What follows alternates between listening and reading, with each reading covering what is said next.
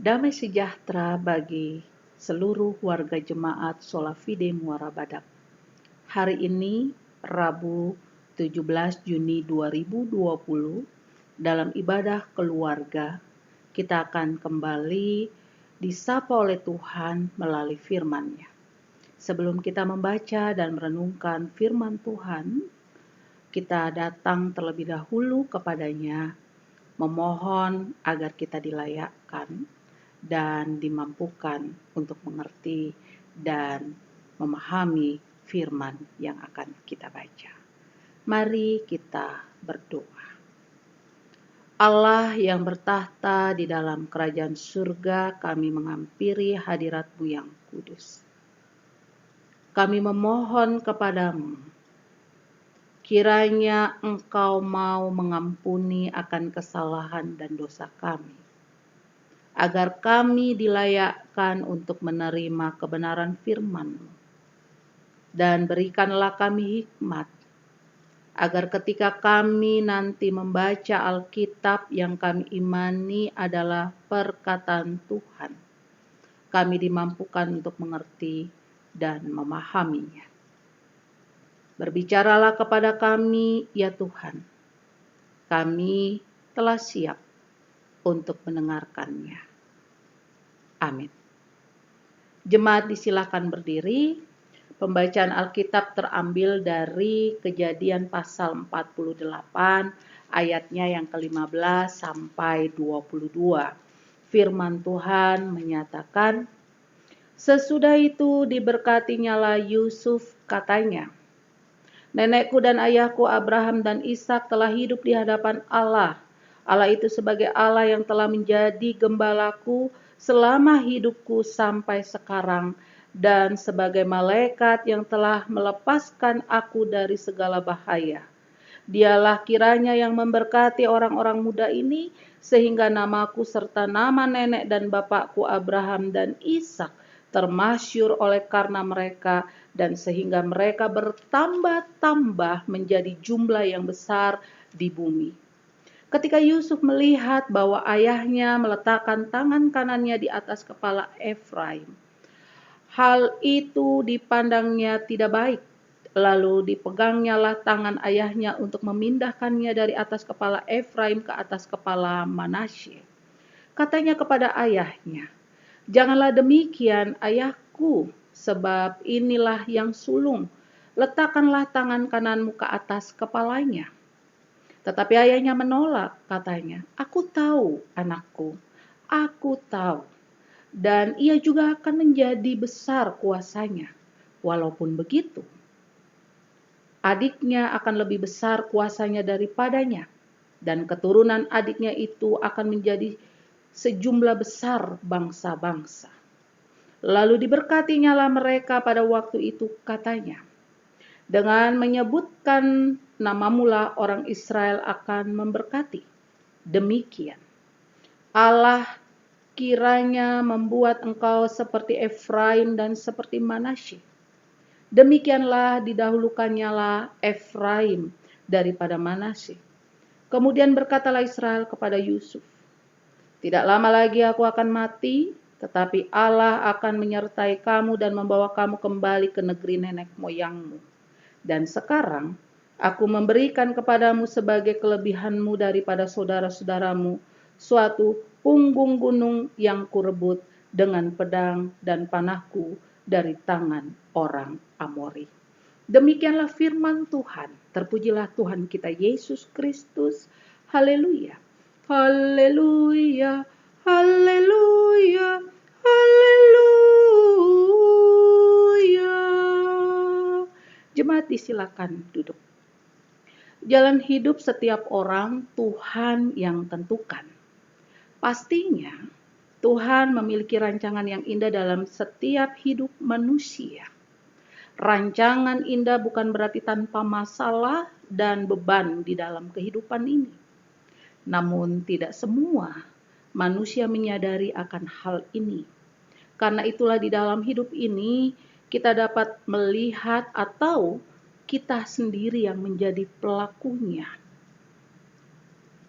Manusia berusaha, untuk menentukan jalan hidupnya.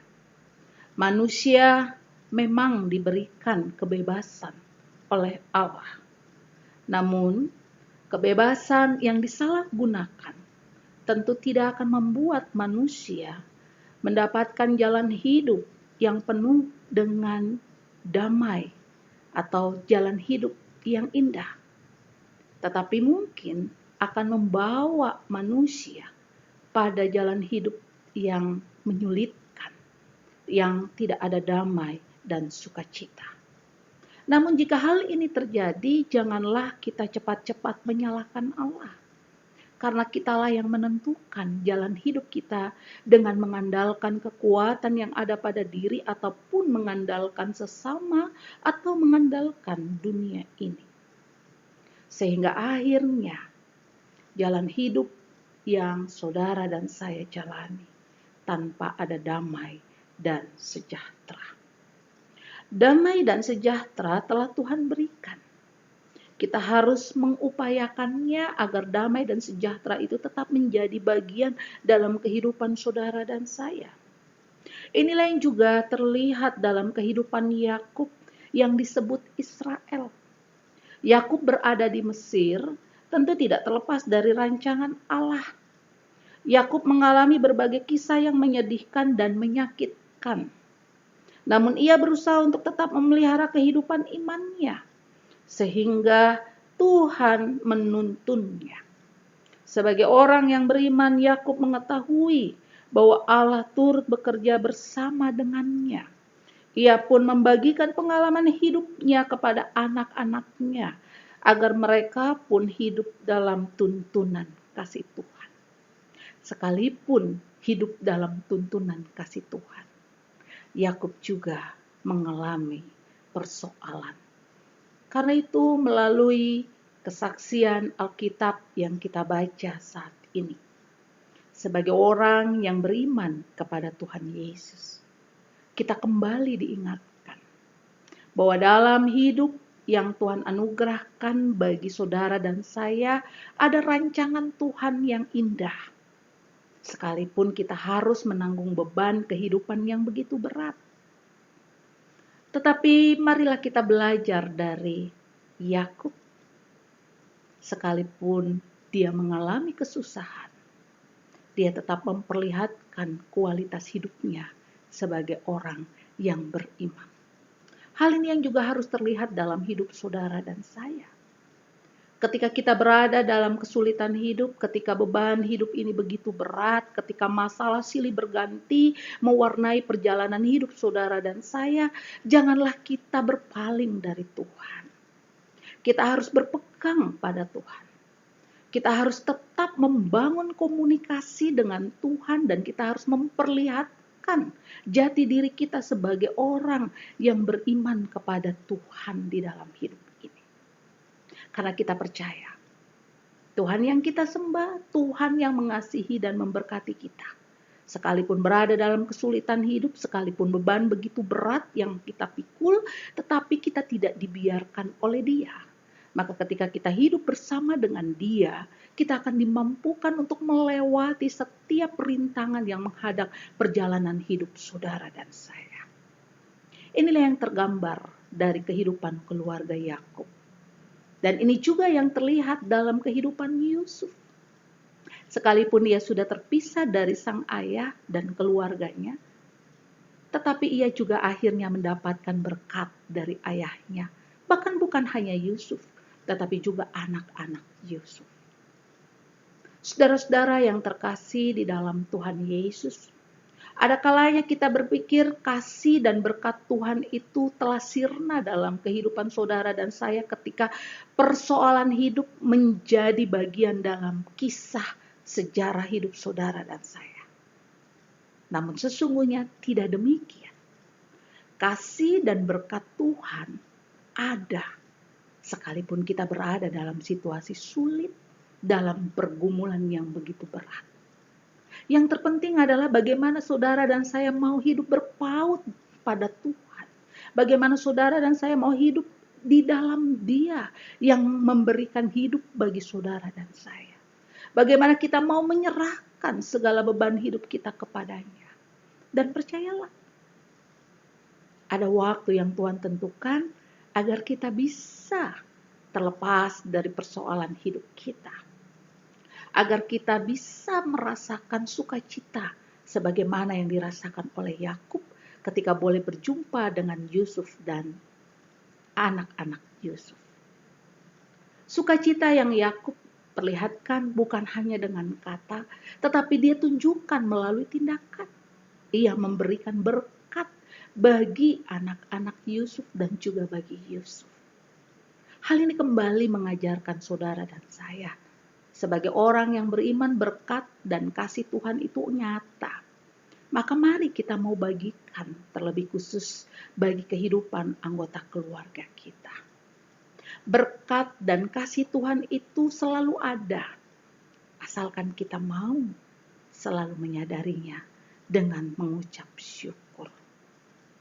Situasi sulit, beban hidup, pergumulan juga merupakan berkat dalam kehidupan saudara dan saya.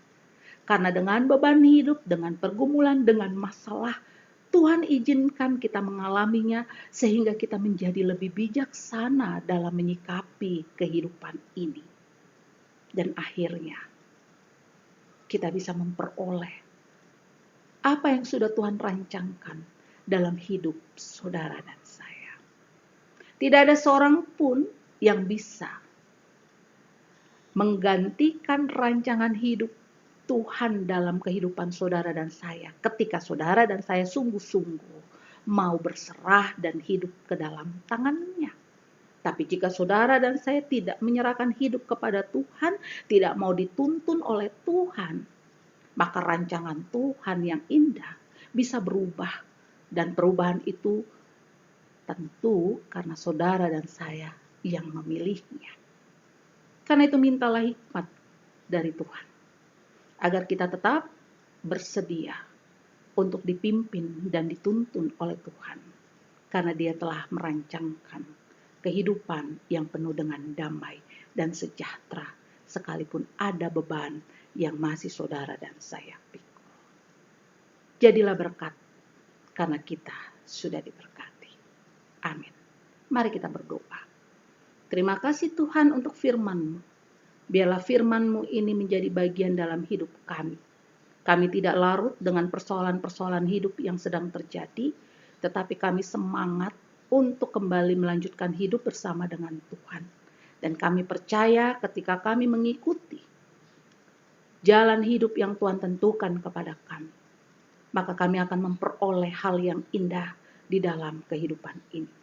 Dan ketika kami telah mendapatkan yang indah di dalam hidup ini, kasih dan berkat-Mu, maka mampukan kami juga untuk membagikannya dalam kehidupan bersama di dunia ini. Terlebih khusus dalam kehidupan keluarga kami. Di dalam nama Tuhan Yesus kami bersyukur. Amin.